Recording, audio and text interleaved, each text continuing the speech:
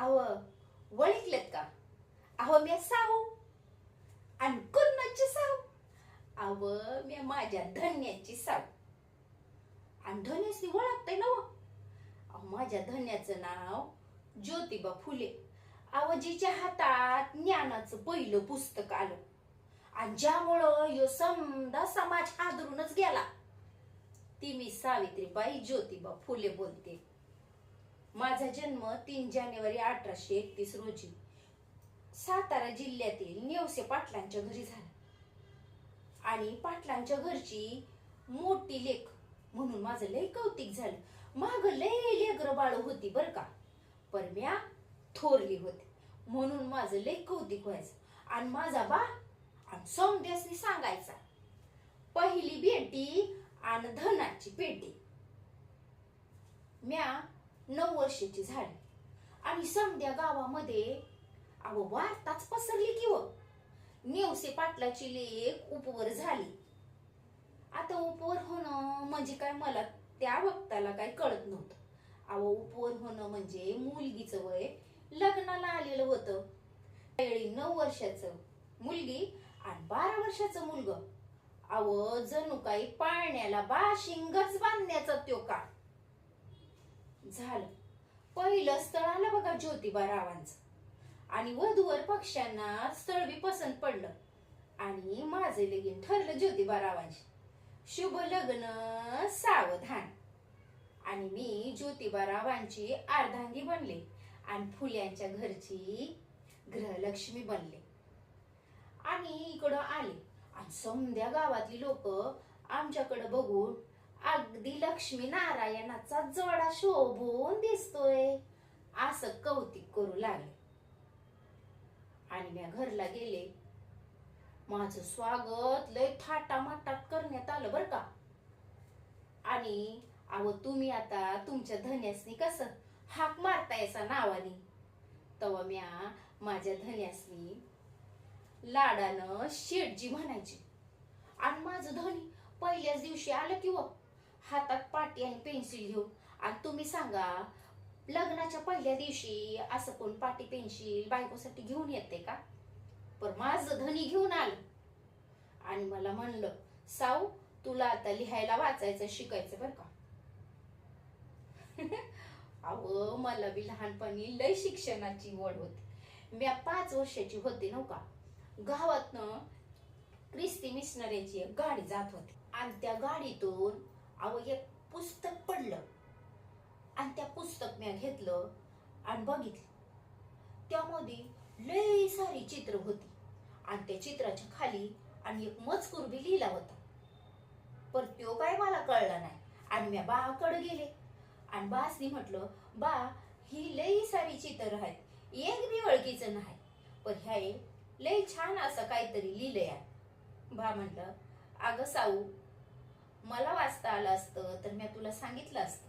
अगं मराठीत असतं तर मी तोडकं मोडकं वाचून दाखवलं असतं. अगं पण हे तर इंग्रजीत लिहिलं या, मी बी वाचू शकत नाही. आणि मग मी त्या पुस्तक आठवण म्हणून माझ्या जवळच ठेवलं.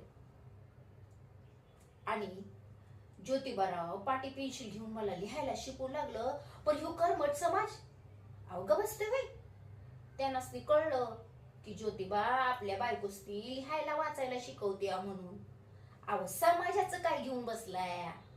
आमचं घरातलं मामांजी चालं आणि म्हणते कसं, ज्योतिबा काय साऊला लिहायला वाचायला शिकवतो? अरे तुला माहित नाही का समाजामध्ये मुलींना शिक्षण दिलं जात नाही. हे बघा असं नुसताच पोरखेळ करायचा नाही. सावळा तुला घरात बसून लिहा वाचायचं आहे ना, गपगुमान शेतावर कामाला जायचं.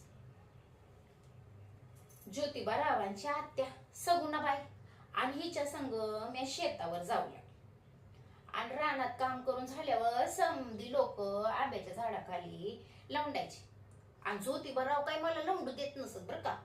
आणि मला दुसऱ्या आंब्याच्या झाडाखाली नेऊन अव त्यांनी मातीची पाटी केली आणि बोटाची पेन्सिल करून मला लिहायला वाचायला शिकवलं बर का. अक्षर ओळख झाली, मी लिहू लागले, वाचू लागले, शानी सवरली झाली. आणि ज्योतिबा रावांनी फक्त मला लिहायला वाचायलाच नाही शिकवलं, चांगलं बोलायला, चांगलं वागायला, माणूस म्हणून जगायला शिकवलं बघा. आणि इतक्यातच ग बसलं नव्ह का साऊ, आता अजून तुला खूप मोठं माझं सपान पूर्ण करायचंय बर का. तू शिकलीस, सवरलीस, मोठी झाली आहेस, पण आपल्या गावातल्या, खेड्यापाड्यातल्या, आपल्या देशातल्या मुली आज शिकल्या पाहिजेत, सवरल्या पाहिजेत, समाज सुधारला पाहिजे. हेच माझं सपान आहे आणि हे सपान तुलाच पूर्ण करायचं आहे.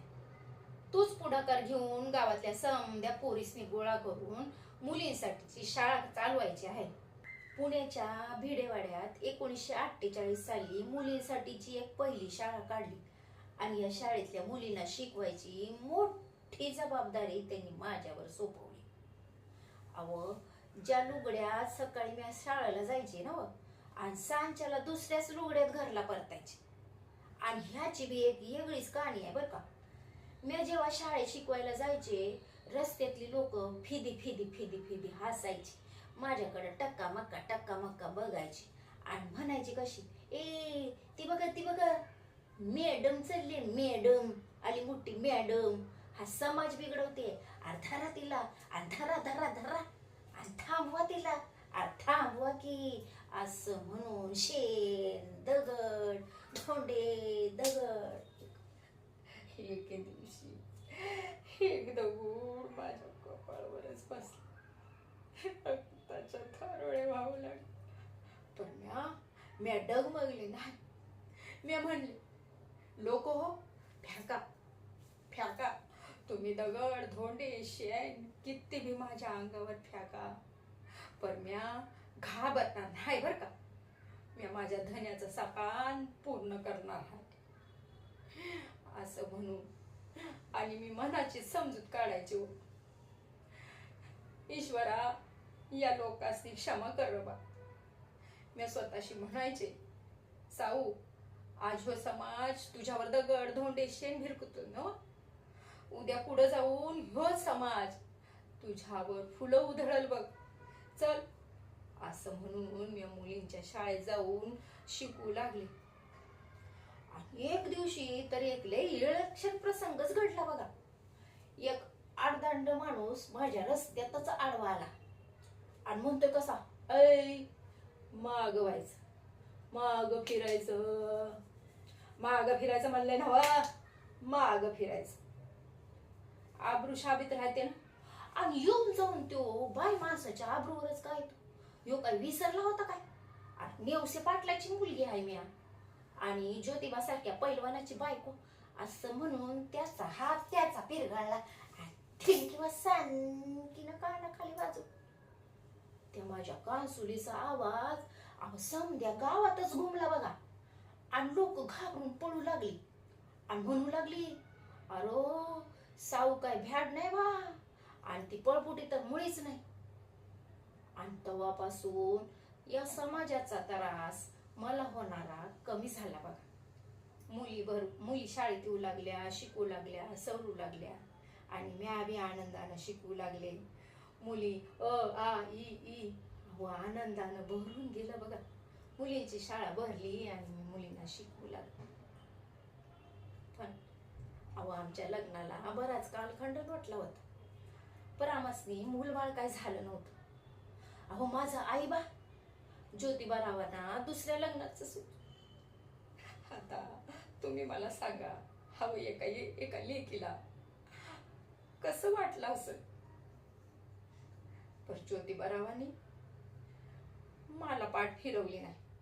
त्यांनी यशवंतला दत्तक घेतलं. मी यशवंतची आई झाल्यावर, आणि नसते यशवंतची आई नाही, त्यांनी काढलेल्या अनाथ आश्रमातल्या सारे अनाथ लेकरा बाळांची मी आई बनले. आणि मी माझं आई होण्याचं दुःख विसरूनच गेले बघा.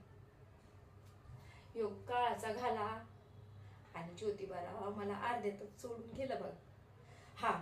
तरी मी डगमगले नाही, माग हाटले नाही, कर्तव्यापासून मुळीच पाठ फिरवली नाही. मी माझं अखंड शैक्षणिक कार्य, सामाजिक कार्य चालू ठेवलं. पुण्यामध्ये प्लेगची साथ पसरली आणि या साथीत मी लोकांची सेवा करू लागले.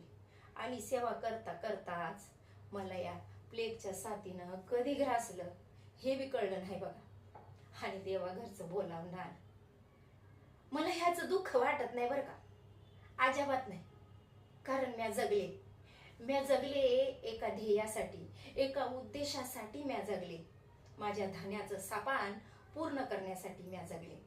तुम्ही सुशिक्षित झालात तर स्वतःला बदला, समाजही बदलेल. म्हणून सांगते, तुम्ही आज स्वतंत्रपणे हिंडताय, मोकळेपणा हिंडताय, शिकताय, सवरताय. पण हे सहज मिळालेलं नाही बरं का. यासाठी कुणीतरी लढलंय, आपलं आयुष्य वेचलंय. म्हणूनच म्हणते, तुम्हासनी हात जोडून सांगते, अहो उठा, उठा आणि संघटित व्हा आणि या अन्यायाविरुद्ध लढा द्या. ज्योतिबारावांनी पेरलेलं हे स्त्री शिक्षणाचं बीज आज हा त्याचा वटवृक्ष झाला आहे. हे पाहून मला खूप धन्यता वाटत आहे.